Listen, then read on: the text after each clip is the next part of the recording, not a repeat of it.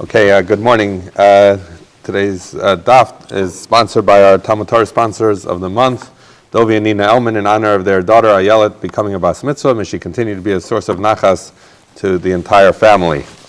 And the Week of Learning sponsored by Alan and Sherry Steinmetz in honor of Allison and Adam Steinmetz's anniversary, and the wonderful shiurim offered by Suburban and Rabbi Silber. The Day of Learning today is sponsored by Shane Dean Avram Kelman for Refuah Shlema for Esther Bat Fega, and the Daf Yomi is sponsored by Dr. Moshe and Ann Ellen Gevant in honor of Rabbi Shmuel Silber, and the Daf Yomi class in honor of the beginning of the second year, the solar year of the 14th Daf Yomi cycle. Okay, so today's Daf is, excuse me, just going to start this recording. So today's Daf is Daf Mem Vav, and we're going to pick up on Mem Hey Amud Beis 11 lines from the bottom. So says the Gemara. We had referenced in the Gemara yesterday a case about moldy bread. We talked about that it could continue to be used as a leavening agent. So now we're talking about a different halacha that has to do with moldy bread. Tanar Rabbanan hapas she'ifsha, that if you had bread that became spoiled, it became moldy, v'nifsala milecha la'adam, and it was no longer edible to humans, meaning a person wouldn't eat it, v'akelev yachol la'ochlo, but yet a dog would still be willing to eat it. So it's not nifso me'achilas kelev.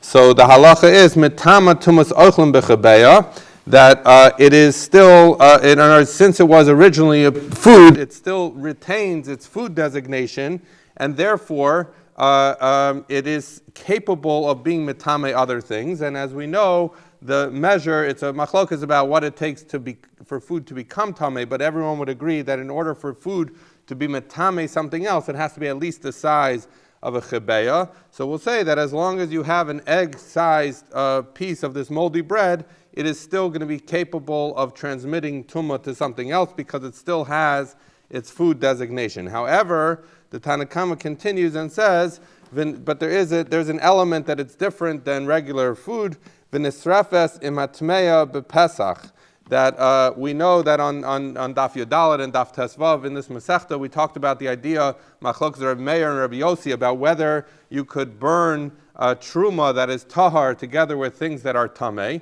and the idea would be that so that was a machlokas over there. However, even Rabbi Yossi there, who said that you cannot burn truma that is tahar with things that are tameh, because even though it's the time to destroy the chametz, he said you could not do it. In this case, he would agree.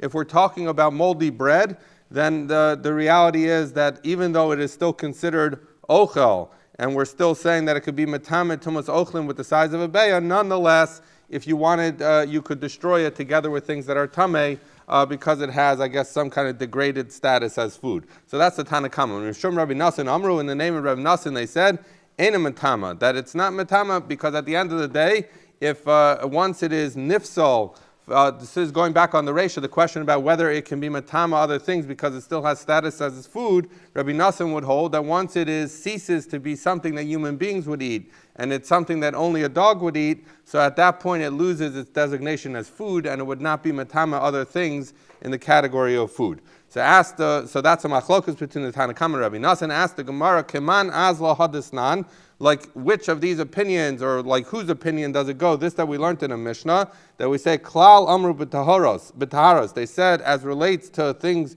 that are tahar, kol hamiyuchad la'ochel adam tameh, that anything that's designated at some point for to be eaten by people, that it's tameh ad sheyifso milecha l'kelev, that it retains the ability to become tameh and to be metame other things until it ceases to be edible even for a dog.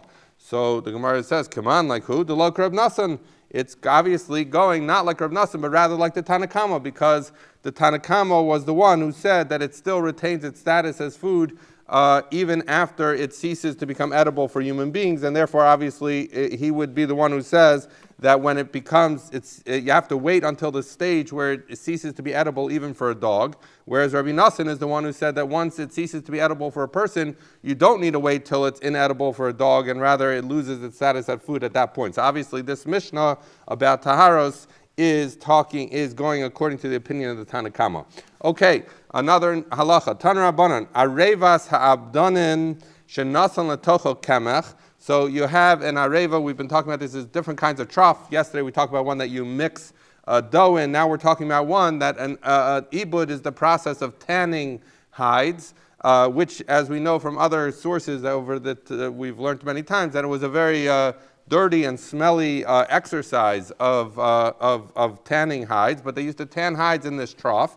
So what happened? That evidently part of the process of tanning hides was they would use flour in there. So you have this tanning trough, and you put in it shenasan letocho kemech. You put in it flour. So the question, the Brisa says as follows: Toch shlosha yamim chayav l'vayar. If you put in the flour within the 3 days preceding the point in which you can no longer have chametz, then that flour becomes chametz right away, and it's not yet disqualified, and therefore, if you did that within the 3 days preceding the point in which you can't have chametz, you're going to have to go and destroy this chametz like any other chametz you have. Kodem shlosha yamin, but if you did it more than 3 days before Pesach, eino chayav l'vayar, you don't need to destroy it, because at that point the Tanna Kama, the way Rashi understands, he was saying that if it's within 3 days, whether there are hides in there or not, you have to do bir chametz. But before 3 days, you do not have to do bir chametz, even if you never put hides in there. Why? Because the trough itself, at a certain point, disqualifies the flour. Once it's been in there for 3 days, the smelliness or the foulness of the trough would make it such that you no longer need to do bir chametz. Rabbi Nassan said, I'm going to disagree. But Medvar Mamurim, when was this said? That Rabbi Nassan agrees that there is a concept of 3 days, but he says, when does that 3 days apply? Shlo nasan letocho oros. That's only as long as you didn't put in skins to tan them, and therefore, if it's just the trough there that's disqualifying the food, so disqualifying the flour, so that takes 3 days. But according to the Tanna Kama would say it takes 3 days to disqualify the flour, whether there are hides in the trough or they're not. Rabbi Nassan is saying no, that it's only if there are no hides in the trough that it takes 3 days till it disqualifies. But if there are, that's only if you didn't put in the oros. But if you've actually put hides into this trough to tan them, afilu toch shlosha ein chayav l'vayar, that basically as soon as the hides get in there, you no longer need to do bir chametz on this flour. Rashi says because that it's bitla mitaras chametz. So it seems to be that Rashi is saying that according to Rabbi Nassan, once you put the flour in the trough with the hides, you've removed it from its status as food, and you've made it into something that is part of the tanning process, so it no longer becomes chametz. Others understand that when you put, I think the Meiri is this way, that when you put the hides into the into the trough, the hides themselves make the flour nifsal, disgusting, and therefore it would cease to be chametz. But in any event, Rabbi Nassan's of the opinion, as soon as you put in hides, the flour would be disqualified. The distinction of 3 days or longer has to do with the fact just the areva itself, if you put the flour in, even with no hides, after 3 days it would cease to become chametz because the trough makes the flour disqualified eventually. Amar Rava says, halacha Rabbi Nassan, the halacha is like Rabbi Nassan, that afilu yomecha v'afilu sha'achas, as soon, even if it's 1 day or even if it's 1 hour that you put in the flour, if you subsequently put in the hides, it immediately becomes disqualified. So Rava paskins like Rabbi Nassan. Okay, says the Gemara. We're picking up on the Mishnah, and it's probably worth just very quickly reviewing the structure of the Mishnah on Memhei, Amud Aleph. So we said that if you have flour that's in the cracks of this trough that you were using for mixing flour, so we said it depends. Is there a kazayas or not? So that was the question we dealt with yesterday. If it's more than a kazayas, and then we're talking obviously, we talked about exactly what the cases were, but there were different, depending where in the trough it was that we were discussing, but there was a part of the trough where we said, if it's a kazayas, then it is chashuv, it is something that is asur on Pesach, and you're going to have to take it out or away from the trough because you have to do bir chametz. However, if it's less than a kazayas, you don't need to take it out. So the reisha of the Mishnah was distinguishing, is something a kazayas or it's not a kazayas. So then the Mishnah continues and says, v'chein le'inyan tuma, and so too to tuma. So the implication would be, so too by tuma, it's a question of kazayas or not. But then the Mishnah continues and says, and says in makbid of chotzeis, if you're makbid, if you care that the dough is there, it's a chatzitza. And but if you would like it to be gone, it's a chatzitza. But if you want it, you want it to be there, harehi kareva, it's like the areva. So the Gemara is going to pick up on that and say, wait a second. You say so too is the halacha by tuma, meaning you would assume that means that it's a distinction whether it's a kazayis or not. And then the Mishnah proceeds to talk about whether you care whether it's there, whether you're makbid on it. So what does it mean v'chein le'inyan tuma? And then you discuss about hakpada. Wouldn't it be a distinction between kazayis or not? So that's what the Gemara is going to pick up on the structure. Says the Gemara, midami, hasan b'shiura talya milsa, hacha b'kveda talya milsa. The Reisha to Seifa, the Seifa starts, so too by Tumah, which seems to imply Kazayas or not, and it then proceeds to discuss whether you're Makbid or not. So Rav Yehuda said, you're right, Ema ule inyan atuma eno came. So rather than say V'chein le'inyan Tumah, so too by Tumah, rather say by Tumah, it's not. It's not dependent on whether it's a Kazayas or not, it's actually dependent on whether you're Makbid or not. So it says the Gemara, Amalei Abaya, wait a second, how could you say it means le'inyan tuma enokain, v'chein le'inyan tuma katani? It says so too by tuma. So don't tell me it's talking about not tuma, but that tuma is different. It says tuma, the halacha is the same. So the question the Gemara has is, again, it seemed the Reisha was talking about kazayas or not, and the Seifa seems to be talking about hakpada or not. So why would it be v'chein and so too? So Ela Amar Abaya hachi ka'amar. So Abaya says it's as follows: v'chein le'inyan siruf tuma. So let me just explain the structure of what we're going to say here, because the Gemara is going to give 3 answers in a row till it gets to a final answer, but they're all of similar structure. So the way the Gemara is going to understand it is that we had the Mishnah. The Mishnah distinguished between a kazayas or not in this mixing trough that we talked about yesterday, and then it's going to say v'chein le'inyan tuma, so too by tuma, which has to do on Pesach. That on Pesach, Tumah is the same issue, that it depends whether it's a Kazayas or not. So that's kind of like an in-between statement, which is a follow-on on the Reisha. The Reisha says, by a mixing trough, depends whether it has a Kazayas or not. The Mishnah is then going to say, so too by Pesach. And then the latter part of the Mishnah that says, if you're makbid, that it's chotzetz, and if you're not makbid, it's like the areva, that's talking about the rest of the year. So the structure is, mixing trough, Kazayas or not. Pesach also, kazayas or not, is the relevant question. That's why it says v'chein. And then the rest of the year, it's going to be dependent on whether you're makbid on it. So I'll explain what that means, but that's the structure of the 3 answers that we're about to give. So it says the Gemara, v'chein le'inyan siruf tumah b'pesach. So what we were trying to say is that the v'chein part is saying, so too, it's a kazayas that matters or not when we talk about siruf tumah. I'll explain what that means in a second. But continues the Mishnah, u'b'shar yemos hashana ika plukta. But the rest of the year, there's a distinction, depends whether you're makbid on it or not. So again, 3 parts of the Mishnah, mixing trough, so too on Pesach, it's a kazayas or not. However, the rest of the year, it depends on hakpada. So how does that work? Hechi dami, what's the case we're talking about? Kigon, the ika pachus mikabeya ochlin, that you had less than an egg size worth of ochlin, v'nagu b'hai batzek b'pesach, and what happened? So let's say you had a mass of food which was less than a beya, which we talked about. According to some, it can't even become tameh, but according to all, it can't cause tumah until it's a beya. So let's say you had a mound of food that was a beya minus a kazayas,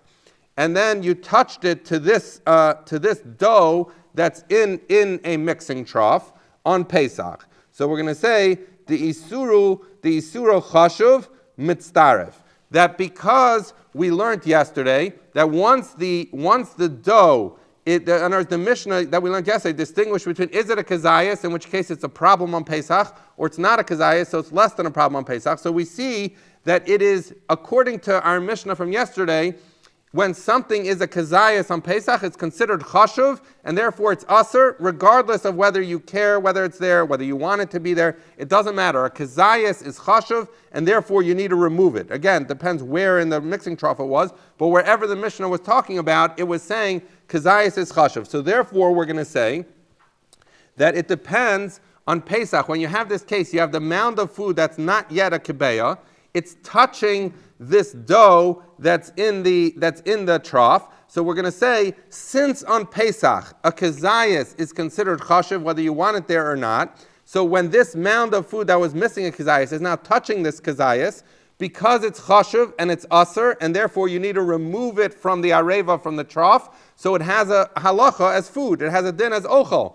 So therefore, the mound of food you have combines with the food that's stuck onto the trough, and that becomes a kebeya, and therefore it is capable of becoming tameh. So if while this mound of food is touching the kezayis of dough, some other food would touch that combined mass, it would become tameh because you have a full beya there, and it doesn't matter whether you want it there or not, whether you're makbid on it or not, because it's a kezayis, it's chashuv. So we see the Mishnah is saying, yesterday we learned to distinguish, is it a kezayis or not, which would make it chashuv. So therefore, as relates to tziruf tumah, combining to become the size of a kebeya, we look only whether it's a kezayis or not. However, b'shar yemos hashana, but the rest of the year, when it does not depend on kezayis or not, because kezayis or not is a pesach dika halacha. It tells you that a kezayis is chashuv and therefore it's chametz, you have to remove it. But the rest of the year, it's a different inquiry. The b'kepeda talya milsa, that it depends on whether you're makbid.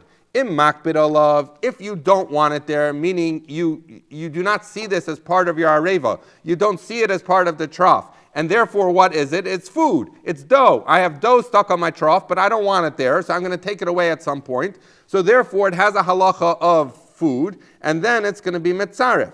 Imrotza b'kiyuma, but let's say, as we discussed yesterday, it's serving an important function there. This dough is sealing a crack, so you want to leave it there. So then you've ceased to think of it as food, you've started to think of it as part of your areva. So therefore, harehu ka'areva, it's like the areva. So now our Mishnah makes sense. Yesterday we learned kezayis or not. Now we're saying v'chein le'iyin tumah. So too with being mitzaref tumah on Pesach. The question is it a kezayis, in which case it's a chametz and it's aser, and therefore it retains its status as food, and you need to remove it from the areva. If it's less than a kezayis, you don't need to move it from the areva, and therefore it could be mashlim, the shear of a beya. However, the rest of the year, it doesn't depend on kezayis or not, it depends on whether you want it there or not. If you want it there, it is part of the areva, it is not food, and therefore it is not mitzar if it doesn't combine to create the egg size. If you don't want it there, whether it's, and all of this about hakpadas, whether it's a kezayis or not, if you don't want it there, it's considered food and therefore would be mitzaref. Okay, so now we've explained the structure of the Mishnah. But asks the Gemara on Abaya, Maskif la Rava. Rava said to Abaya, Mikatani mitzaref. You're saying that Bechein le'inyan tuma is talking about tziruf tuma. But the Mishnah continued and said, well, it depends. If you're makbid, it's chotzetz. And if you're not makbid, it's not chotzetz. It has to do with chatzitza. Chotzetz ketani.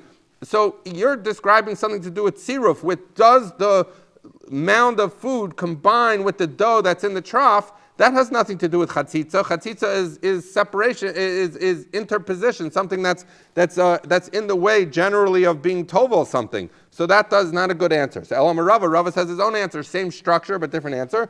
V'chein, when it says v'chein le'yin tuma, is talking about lahalos tahara li'areva.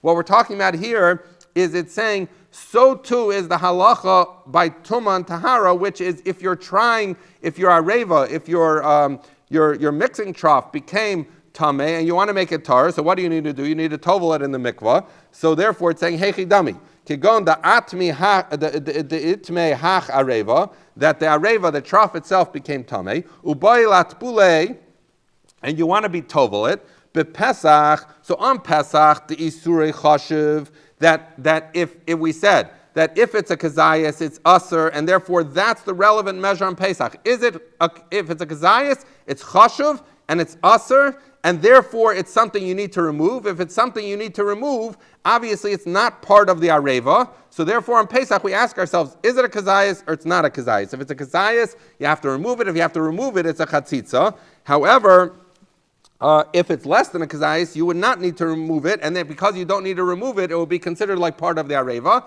And if it's part of the areva, then obviously it's not a chatzitza. So on Pesach, the halacha is it a kezayis? So we say, but Pesach the isuri chashuv chotes. That on Pesach, if it's a kezayis, it's chashuv, it's aser, and therefore it's not part of the areva. You have to remove it for Pesach. So therefore, if you tovel it with that dough stuck on, it'll be a chatzitza.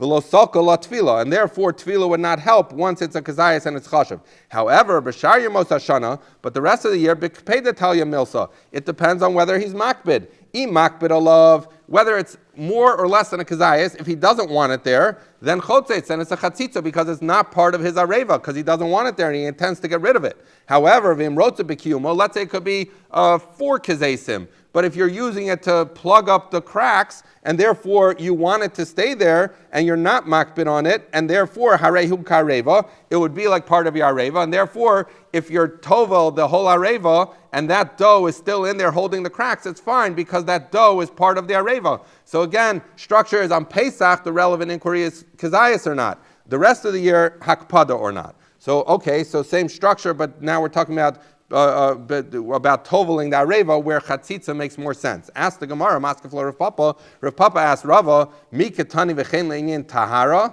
ha le'inyan tuma katani. It still doesn't fit the language of the Mishnah because what you're describing is if you have an areva that's tameh and you want to make it tahar. So what you're talking about is not making something tameh, you're talking about making something tahar. So why would the Mishnah have said v'chein le'inyan tuma? It has to do with tuma. It should have said v'chein le'inyan tahara. So your explanation doesn't fit with the language of the Mishnah. So it says the Gemara, Elamar Rav Papa. Rav Papa says v'chein le'inyan lahorid tuma la'areva. Okay, what are we talking about now? We're talking about whether or not you can make the areva tameh. So what does that mean? Hechi dami, what's the case? Kigon, the naga sharetz b'hai batzek. That you had an areva, you had a mixing trough, you had some dough that was on it, and now a sheretz touched the dough. So the question is going to be, is that dough food? In which case, the dough itself becomes tameh, but it becomes tameh as food, but food cannot be metame kalim. So therefore the dough will become tameh, but the areva, the trough that it's attached to, will not become tameh. However, if the dough is considered part of the areva itself, and it's part of the overall thing, so then if a sheretz touches the dough, it's touching the areva, and therefore the whole areva would become tameh. So therefore the question is the dough that's in the areva, is it food, in which case it's not part of the trough, or is it part of the trough? So we're going to say, but Pesach the Isurei Chashuv, that on Pesach when we're saying if it's a Gazayas, it's Chashuv, and it's Aser, and you need to remove it from the Areva, so then obviously it's going to have status as food, and if the Sheretz touches it, it only makes the food Tameh, it doesn't make the rest Tameh. But, so we say, the Isurei Chashuv Chotzes, because then the food is chotzes between the sheretz and the areva, because since it's a kazayas size of dough, it's considered not part of the areva. You need to remove it because it's chametz, so therefore it's not part of the areva, and when the sheretz touches the food, only the food becomes tameh, not the areva itself. And if, conversely, if it was less than a kazayas, and therefore it's not chashiv isra on Pesach, and therefore you don't need to remove it, or you don't need to remove it, so if it's half a kazayas and the sheretz touches it, that half a kazayas is staying with the areva, it's part of the areva, the whole areva would become tameh. So on Pesach, question is it a kazayas or not? But the rest of the year, we don't care whether it's a kazayas or not. But kepeda talya, it depends on whether you're makbid. In makbid alav, if whether it's more or less than a kazayas. If you don't want it there and you're going to remove it, so then it's obviously food, it's not part of the areva, and we're going to say chotzes, it acts as a barrier between the sheretz and the areva, so just the dough that you're planning to remove would become tameh, the areva itself wouldn't. In rotza b'kiyumo, however, if the dough is serving a function, it's plugging a crack, and therefore you want it there, so then it's considered part of the areva, harehi kareva, it's actually an element of the areva, and if the sheretz were to touch that dough that's plugging up the crack, that dough is part of the broader areva, and the whole areva would become tameh. So now we're saying, yesterday we talked about, is it a kazayas or not for Pesach? We're saying, as relates to making an areva tameh on Pesach, you have to ask yourself, when the sheretz touches the dough, is this dough a kazayas, in which case you need to remove it, and therefore it's not part of the areva, and therefore only the dough becomes tameh, or is it less than a kazayas, in which case the sheretz touches it, it's part of the areva, because you don't need to remove it, and the entire areva becomes tameh. So that's during Pesach. The rest of the year, it depends whether you're makbid. If you plan to remove it, then it's not considered part of the areva, and it's going to be a barrier from tuma hitting the areva. If you don't plan to remove it, then it's part of the areva, and if you touch the dough that's in the crack, it's going to make the entire areva tameh. Says the Gemara, batzek hacharesh.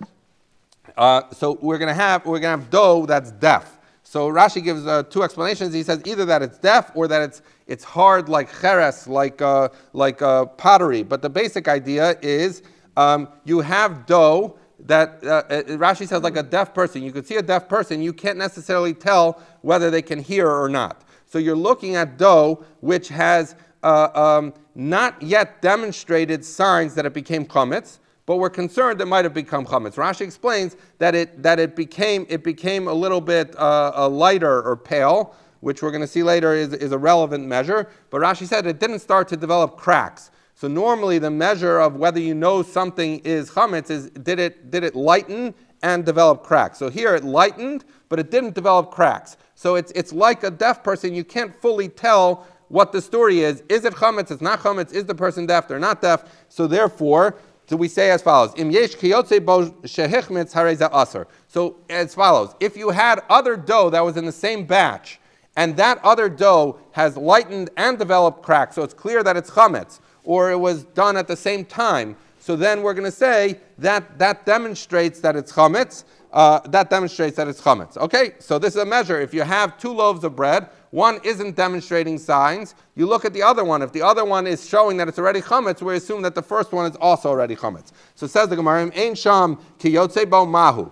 Well, okay, that's a great measure if you happen to have another loaf of bread that was cooked at the same time, that was baked at the same, that was not baked, but kneaded at the same time. But what happens if you don't have another? Amr Bavo, Amr Shimon ben Lakish, Bavo said in the name of Reish Lakish, Kadesha Yelech Adam Migdal Nunya Litveria, which is a meal. The amount of time it takes someone to walk from Migdal Nunya to Tveria, which Reish Lakish tells us is a meal, and therefore we're going to say a meal is 2,000 amos, which we say takes about 18 minutes to walk, which we're going to see 4 meal takes 72 minutes, 1 meal therefore takes 18 minutes. So we're saying that's the measure. If it's been 18 minutes that it's been sitting out and you haven't been kneading it, so then we're going to say that's enough to assume that it became chametz, whether or not we see cracks on it. So the Gemara says, okay, that's a great measure. You told us a time, but why are you telling me the time it takes to go from Migdal Nunya to Tveria? But name a meal. Why not just tell me meal? Why talk about these traveling from one place to another? The Gemara says, Hakamashwan, the shiur de meal, Migdal Nunya, about Tveria.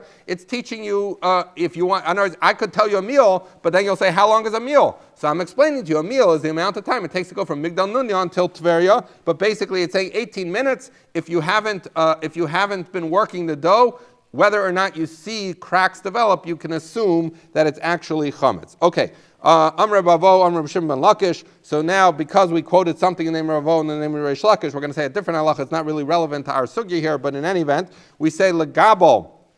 A gabel is someone who was hired to come knead someone's dough. So you had professional kneaders; they would come to your house, and they would use your kalim. So let's say your kalim were tameh, and he's supposed to be megabel. He's supposed to do his kneading, his mixing in tahara. So the question is, how far out of his way does he have to go be tovo your kalim so that he can mix the dough in tahara? So that's the first question. Ula tefillah. If you're traveling on the road and you need a daven, and the question is there a minyan somewhere nearby or a shul nearby that you could go to daven in? So how far do you have to travel to go find a shul versus just daven where you are? Ula netilas yadayim. Similarly, if you're traveling and you want to eat bread, how far do you have to go to find water before you can rely on a heter? There's a heter that if you don't touch the food directly, you could do that. We don't rely on it on the first instance. So like if you hold a plastic bag to hold a sandwich, you could eat it technically. We only rely on it when there isn't water. So if there's no water where you are, but there's water somewhere else, how far do you have to travel to find the water? So we say all of those measures to go be tovel the person's kalim, to go daven in a shul, or to wash your hands, arba milin, you have to go further for a meal, which is 72 minutes. Okay, so Amr Nachman bar Yitzchak, and Nachman Yitzchak said, you just quoted that in the name of Rebbe Avo, in the name of Reish Lakish. It's actually not Rebbe Avo. Evu Amra. It was Evu, not Avohu. Okay. Va'arba Amarba. And he actually said 4. You mentioned 3. The mixer, the one who has to daven and Tiyos Yadayim, but there's a 4th case. V'chadaminayu ibud. There's another one that has to do with tanning. What is that? That has to do with the zman. Desnan, because we learned. V'kulan she'ibdan o shehilach behen kedei avoda tahoron. So what this is talking about is there are certain skins of animals that are considered soft and therefore edible.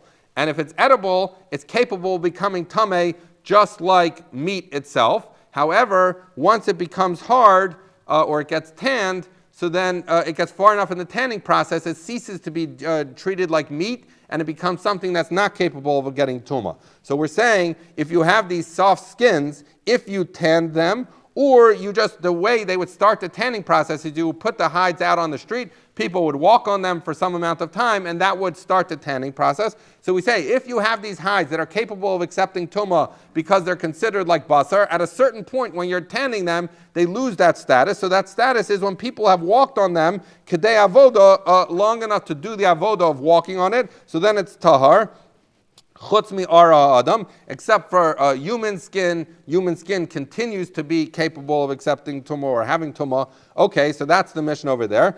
But v'kama kedei avoda, what the mission says, if people have been walking on it, the amount of time it takes to do the avoda, how long is that? So to that, Amr Bevu, Amr Yanai, kedei hiluch arba milin, that it's talking about 4 mil, 72 minutes. So again, we now have it for 4 halachas. If the guy needs to go be tovel the kalim, if you need a daven, if you need to wash your hands, or if you want to know how long till these soft skins lose their status, when people start walking on them, lose their status as basar and become something not capable of becoming tameh, it's 72 minutes. Okay, Rabbi Yossi Reb Chanina clarified. This that we said, someone who's traveling, and he needs a shul or he needs a tilos yadayim, lo shanu el lefanav al va'achrav afilu mil ein a chozer. He says, this that we said he has to walk 72 minutes, we're not making him go 72 minutes out of his way. We're just saying if you're going towards such and such place, continue on the way as long to get a shul or to get water, as long as within 72 minutes you'll reach where there's a shul or water. But if the shul is an hour and a half away, so then you don't need to, you could just daven where you are. You could just use the expedient of not touching the bread, and you don't have to go look for the water. But basically it's saying, but if you have to go backwards, you have to detour out of your way, we're not going to make you go even a meal. Because that already is taking you too far out of your way. So Ravacha said, we learn from that a meal I don't make you go out of your way, but less than a meal I will. So therefore, if it's going to take you 12 minutes out of your way to go find water or a minion or go or water or a minion, so then I'm not going to force you to go out of your way. But if it's, let's say, 11 minutes or 10 minutes or 8 minutes, then I'm going to make you go out of your way, and that is relevant at some level. Halacha l'maisa. Okay, says the Mishnah. Ketzad mafrishin chala b'tumah b'yantiv. How am I mafresh chala that's tameh on yantiv? Now this is a fascinating question because the Mishnah is setting up. I have a real conundrum here. What's the conundrum? We know the halacha is that when you need dough, you have to separate some chala for the kohen, right? Now, that's easy. You could do that on Pesach. How do you do it on Pesach? Because the concern is, normally what I would do is I would mix the dough, or the Mishnah uses an example of a woman who often does the mixing of the dough. So the woman would mix the dough normally, and then she would give some of the dough to the Kohen. But the problem is on Pesach, if you're going to give the dough to the Kohen, by the time you get it to him, or by the time he bakes it, it could be chametz. So therefore, on Pesach, what would the woman do? She would make matzahs out of it, and then she'd give him some of the matzah. So that's no problem because that's a great solution. But what happens when it's tameh? So Rashi points out that we're really in a conundrum about what to do here. So ketzam arfisha chala b'tumah shenitmeisa ha'isa, that the dough became tameh. V'shuv ein chala hanitelos mimena ru'i la'achilas kohen. Since it's tameh, the challah that you're separating, the Kohen can't really eat it. What would he normally do with it during the year? If I give him dough that's tameh, he would feed it to his animal, or he would burn it, use it as firewood, right? But now on Pesach, the Kohen can't eat it. So ketzad mafrishin oso b'yamtiv shel Pesach. How am I going to separate it on Pesach? Harei ein yachol lafoso. I can't bake it for him the way I would normally do, where I said before, the woman would make matzahs and give him matzahs. Why not? Because since it's not roi lachila, I can't do the malacha of baking. Okay, so then maybe I should give it to the Kohen as dough. So maybe I should destroy it. So he says, but the problem is, if I make the dough and then I leave it to burn after Pesach, in the meantime, it's going to become chametz. It's impossible if you leave it for the rest of the day. It's not going to become chametz. And so you say, okay, so why don't I throw it to dogs or burn it on Yom Tif so that it's destroyed? You can't do that. Shein sarfin kancha b'Yom Tif, because the halacha is that when you have kachim that became tamei, you don't destroy it on Yom Tov. You can only do it after Yom Tov. So now I have a big problem. I have this dough that's tamei, which I can eat. I can eat tamei dough. But the issue is, what do I do with the challah? I can't bake it. I can't save it till later in the day. I can't destroy it. I can't go find a kohen because in the meantime it's going to become chametz. So what do? So it's a real conundrum. So the Mishnah says three opinions as to what to do. Rabbi Lezer says, "Lo tikra l'shem asher teyafa," that what you should do is not be mafresh the challah until you bake the challah. So I knead up the dough. I make matzah out of all of it, even though it's tamei, but that's fine. I can eat tamei food.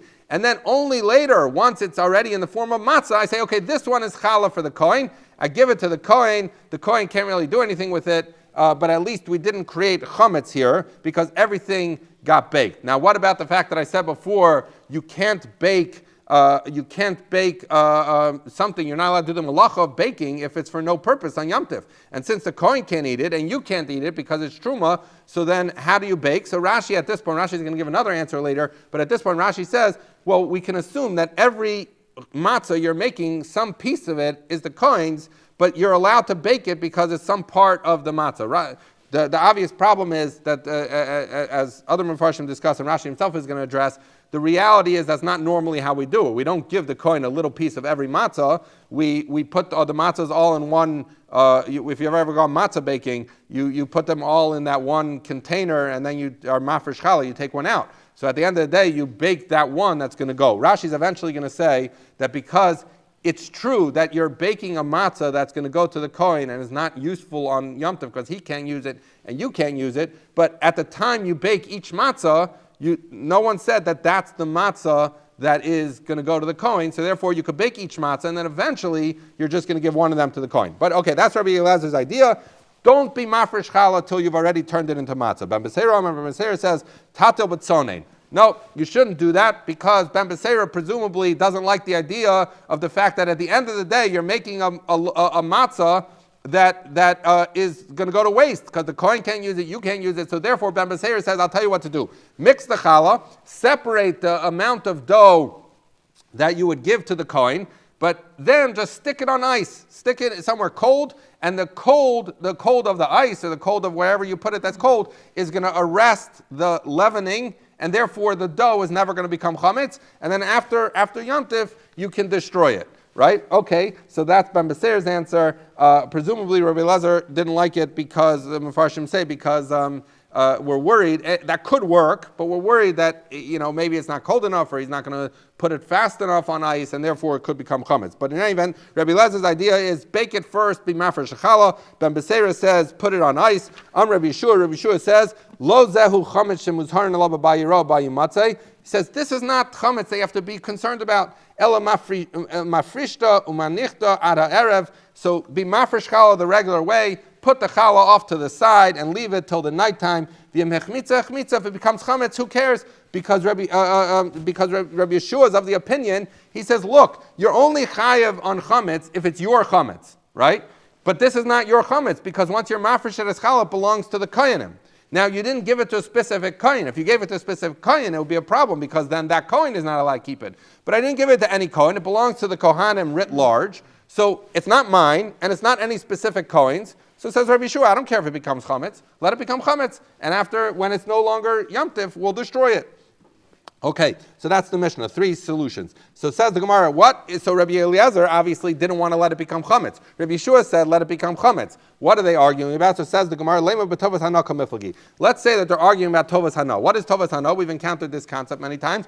Tovas hana is the fact that when I have truma to be mafresh, or any of the matnas kuna, any of the gifts you have to give to a kohen, it's my choice which kohen to give it to. In fact, if my friend has, let's say, a grandson that's a kohen, because his daughter married a kohen and his grandson is a kohen, he could actually pay me money to give whatever it's worth, because I can choose which kohen to give it to. He says, here's a few dollars, give it to my grandson, the kohen. So someone could do that. So therefore, that's tovas hana. So we're going to say that they're arguing about tovas hana. The Rabbi Eliezer holds tovas hana mammon. The fact that I could receive money from someone to give it to someone means that I have a certain ownership in this matnas kuna. It's true that it belongs to the kohen, but I have a monetary interest in it. So therefore, I cannot take Rabbi Yeshua's solution. We're saying that Rabbi Eliezer would say, I can't let it become chametz because while it's true that it belongs to the Kohen, it also a little bit belongs to me because I have matnas kahuna in challah that's going to be separated, and therefore I can't let it become chametz. Rabbi Yeshua says, Tovas hana eno mammon. Rabbi Yeshua would say, yes, it's true that you could pick the Kohen. You could even get a little bit paid for it, but at the end of the day, that's not an ownership interest in the challah itself, and the reality is the challah belongs to the Kohen, and therefore Rabbi Yeshua would say, I don't care if it becomes chametz. So the Gemara says, not necessarily. Lo, it could be the kuli amasavri tovas hana ain't a moment. Maybe everyone holds that tovas hana is not money. So then why does Rabbi Eliezer not let me? Why does Rabbi Eliezer not let me do Rabbi Yeshua's idea and let it become chametz? And who cares because it's not mine? So he says, v'hacha b'hoel kamiflagi. They're arguing about hoel. Hoel means since. So we have many times we talk about since, but the basic idea here is we're going to say, since something could happen that would make it my matzah, my chametz, therefore, even before that thing happens, I'm not allowed to keep it. What is that? The Rabbi Eliezer holds, Amrinan hoel v'ibai itchel monehu. Rabbi Eliezer would say, here's the problem, Rabbi Yeshua. I agree with you. Theoretically, you could let it become chametz, and it's not mine. But the problem is, challah is just like any other matnas kahuna or hekdesh. When I say that it belongs to hekdesh, or I say this is challah, it's basically like a neder. It's like my verbal declaration makes it such that it becomes challah. So it's like any other neder. And what is the halach of a neder? If I decide I want to go to a chacham and be mater neder, then it's undone. So therefore, Rabbi Shua was the one who said, let it become chametz. Who cares? Rabbi Eliezer says, I can't go along with that. That's why I need to bake it first, because while it's true that it belongs to the kohanim, if I wanted to, I could go be mater neder. If I would be mater neder, the chametz would belong to me. And therefore, I have a monetary stake in this chametz. And so for that reason, we say, Rabbi Eliezer says, I can't let you make it chametz like Rabbi Yeshua said. Rather, you have to bake it first. Rabbi Yeshua holds, lo amrin and ho. That's funny. Like, why would you assume that just because he could go be mater neder, therefore it's chametz? Rabbi Yeshua is comfortable letting it become chametz. Okay, so we've been introduced to the concept of hoel, and for the rest of today's daf, we're going to talk about hoel in other contexts. Itmar, we learned as follows: Ha'ofem miyamtiv lechol, someone who's cooking from yamtiv to chol. So we know you cannot bake, you cannot cook, you can't do malach of cooking on yamtiv for the weekday. If today is Wednesday and it's yamtiv, I can't prepare my Thursday morning breakfast on yamtiv. That's a din d'oraisa, because presumably I'm according to most opinions. Of the way the Rishonim learned the sugya. But okay, so I cannot bake from Yom Tov to Chol. So what happens if it's toward the end of Yom Tov, it's Yom Tov afternoon, Wednesday afternoon, I've already eaten lunch, I ate breakfast, I'm not eating any more today, and then I go and I bake stuff on Yom Tov for tomorrow. So the question is, so I'm really doing something wrong because I'm preparing tomorrow's breakfast. So Rav Chisda Amar Loka, Rav Chisda says, okay, you get malchus because you did an Isser, you're not going to eat it today. It's true if you are baking for today, you could bake, but you can't bake for tomorrow, so therefore you get malchus. Rabba says, Eino Loka, you don't get malchus. So what's the reason? Rav Chisda Amar Loka, Rav Chisda says, Loka, lo amrin and hol muklole orchim chazile.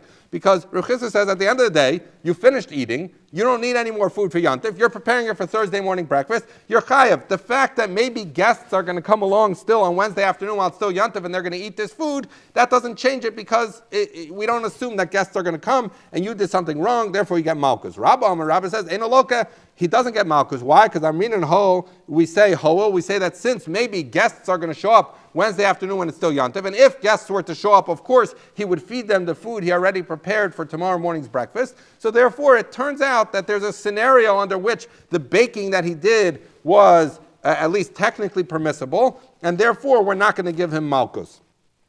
Okay, so machlokes Rav Chisda and Rabba. So Amrle Rabba Rav Chisda. So Rabba says hoil and Rav Chisda doesn't. So Rabba said to Rav Chisda, Lidi dacht amin lo amin and hoil. According to you, that we don't say hoil, that since guests might come, heyach ofem miyantiv l'Shabbos. So if you're saying that midoraisa, I cannot prepare food from yamtiv to chol, so at least according to me, where I'm saying since there's hoil, that guests might come, so then the only reason not to do it is that the Rabbanan are saying, technically, you could do it midoraisa because maybe guests will come, but it's not the right thing to do, so therefore don't do it. However, they would say, on when Yom Tov, we know if Yom Tov is Friday and you want to prepare for Shabbos, that we're allowed to do with Erev Tavshilin. So he says, according to me, it makes sense why you could bake Yom Tov to Shabbos when Yom Tov is Friday, because Midaraisa, it's not a problem to bake because maybe Orchim are going to come. The fact that the Rabbanan tell you not to do it when it's preparing for Shabbos, they bypass that Isser. But according to you, that it's Aser Minat Torah, because there's no Hoil, it's Aser Minat Torah to prepare from Yom Tov to another day.